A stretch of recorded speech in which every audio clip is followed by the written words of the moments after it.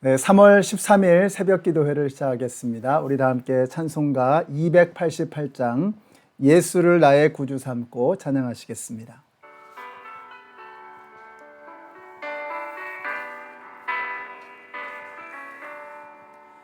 예수를 나의 구주 삼고 성령과 피로써 거듭나니 이 세상에서 내 영혼이 하늘의 영광 누리도다.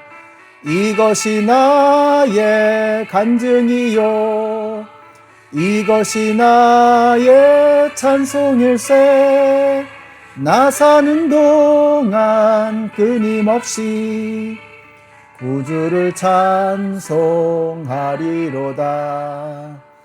온전히 주께 맡긴 내 영, 사랑의 음성을 듣는 중에 천사들 왕래하는 것과 하늘의 영광 보리로다. 이것이 나의 간증이요 이것이 나의 찬송일세. 나 사는 동안 끊임없이 구주를 찬송하리로다.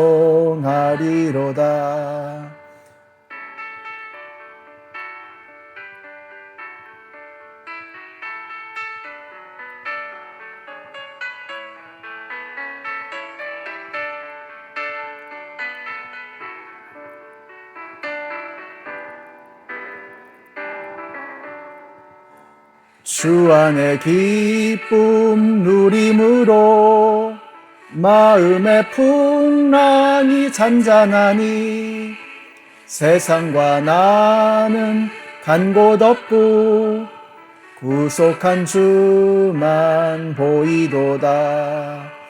이것이 나의 간증이요 이것이 나의 찬송일세. 나 사는 동안 끊임없이 구주를 찬송하리로다. 아멘.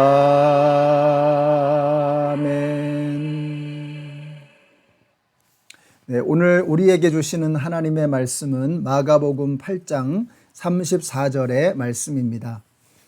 무리와 제자들을 불러 이르시되 누구든지 나를 따라오려거든 자기를 부인하고 자기 십자가를 지고 나를 따를 것이니라. 아멘. 우리 묵상집에 있는 말씀을 그대로 읽었습니다. 오늘 묵상집을 보시면은요, 이 사즉생이라는 말이 소개되어 있습니다. 이건 원래 중국의 오자병법이라고 하는 그 책에 나오는 말인데요. 사즉생, 생즉사다. 죽으려고 하면 살 것이고 살려고 하면 죽을 것이다 라고 하는 이 말에서 나왔습니다. 이걸 우리 이순신 장군이 인용하면서 굉장히 유명해졌죠. 사실 이 말씀은 이미 예수님께서 2000년 전에 하셨던 말씀입니다. 요한복음 12장에 보시면 한 알의 밀이 땅에 떨어져서 죽지 않으면 한 알 그대로 있고 죽으면 많은 열매를 맺을 것이다. 죽지 않으면 한 알 그대로, 죽으면 많은 열매로 이렇게 맺혀진다는 거죠.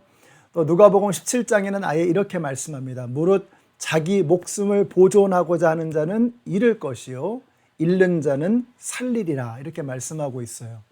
그러니까 죽으려면 하고 하면 살 것이고 살려고 하면 죽는다라고 하는 이 말씀은 전쟁터에서도 유효한 것이지만 이 영적인 세계, 신앙의 세계에서도 굉장히 중요하다라는 것입니다. 오늘 묵상집에서 교회가 죽어야 예수가 산다라고 하는 이 말씀을 보면서 이게 정말 굉장히 도발적인 내용이다라는 생각이 들면서도 동시에 고개를 끄덕이지 않을 수 없었습니다. 그래서 더 마음이 아픕니다. 도대체 교회가 죽어야 예수가 산다니 교회가 어떻게 했길래 이런 말을 부인할 수 없는 지경에 이르게 되었는가 하는 생각이 드는 것입니다. 정말이지 지금 이 땅의 교회와 성도들, 우리 자신의 모습을 보면 이 말씀에 수긍하지 않을 수가 없는 것입니다. 자, 그러면 이 말씀의 의미가 무엇일까를 우리가 생각해 봐야죠. 이번 사순절 묵상집은 미국 장로교회 안에 이 목회를 열심히 하시는 목사님들이 함께 모여서 집필한 책입니다.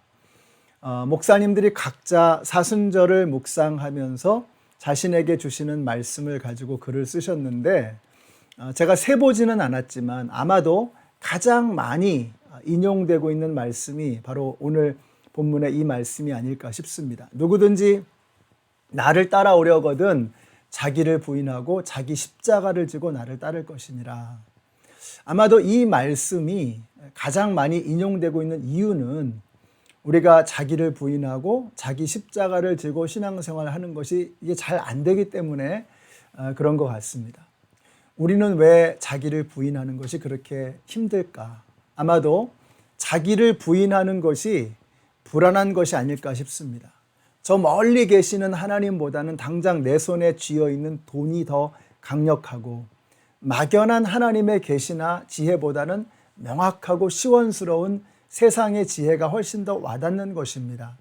내가 지금까지 경험하고 깨우쳐온 살아가는 삶의 방식이 가장 확실하고 분명하다라고 느껴지는 겁니다. 하나님을 신뢰하고 믿기가 좀 어렵다는 거죠. 자, 이런 막연한 믿음, 우리가 가지고 있는 이런 막연한 믿음을 버리지 못하는 그런 이유인 것입니다. 그래서 정말 나를 부인하고 주님을 따르는 일이 그렇게 어려운 것입니다. 십자가를 지는 일도 그래요.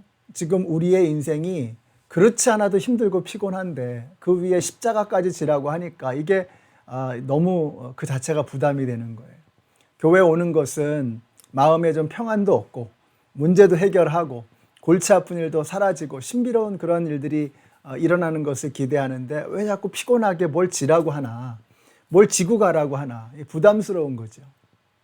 자, 여러분, 그것은 우리가 예수님께서 하신 말씀, 내 멍에는 쉽고 가볍다라고 하는 이 말씀, 수고하고 무거운 짐진 자들아 다 내게로 오라 라고 하시는 이 예수님의 말씀이 끝내 못 믿어온 것입니다. 그래서 주님이 뭘 지라고 하시면 그냥 그 말 자체가 부담스러운 거예요. 우리가 이 부담스럽기 때문에 주님께서 나에게로 오라고 하시는 말씀, 너를 부인하고 너의 십자가를 지라고 하는 이 말씀이 이게 너무 부담스러운 거죠.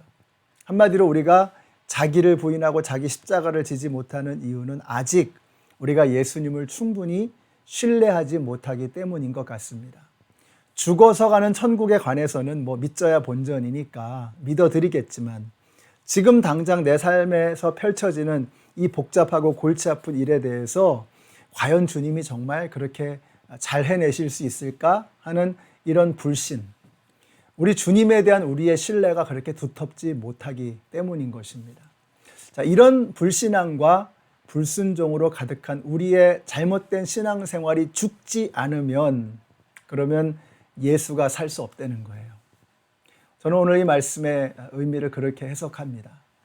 교회가 죽어야 예수가 산다는 이 말은 지금 교회가 가지고 있는 이런 불신앙, 이런 불순종, 과연 우리가 정말 예수님을 전적으로 신뢰하고 예수님을 전적으로 믿고 의지하고 그분만 바라보며 따라갈 수 있느냐, 그게 안 되는 거죠. 이 불신앙과 이 불순종이 죽어버리지 않으면 그러면 예수가 살아날 수 없다는 것입니다.